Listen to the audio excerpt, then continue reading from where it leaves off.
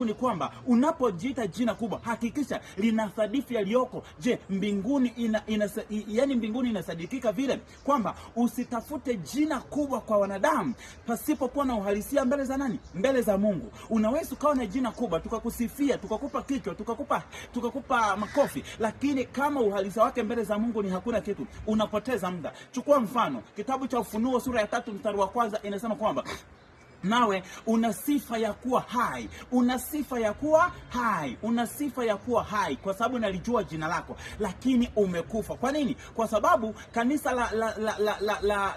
la Sardi ambapo malaika alikuwa akiliandikia huu ujumbe lilikuwa linajaribu kuweka sifa kubwa kwa nje, population kubwa ya watu, yani miundombinu mizuri kwa kanisa, lakini uhalisia wake kiroho limekufa. Ndio maana malaika anasema kwamba una jina, una sifa ya kuwa hai, lakini umekufa. Kwa hiyo na wewe mtumishi wa Mungu usifanye utumishi kwa kuangalia watu wakusifie, kwa kuangalia dunia ikusifu. Inaweza kukusifu dunia, lakini kama kwa Mungu hakuna uhalisia, unapoteza muda. Kwa mfano, tukiangalia mtu mwingine alikuwa akiitwa Goliati. Goliati walimsifia sana watu, lakini kumbe uhalisia wa kazi yake ulikuwa hamtukuzi Mungu. Alikufa vibaya sana na aliuawa na kitu kidogo sana. Kwa kama vile tunavyoona Goliati alikuja kuuawa na mtu mdogo sana aitwaye Daudi. Na wewe unataka ujifunze kwamba unapojipa sifa mbele za watu, lakini uhalisia wake kwa Mungu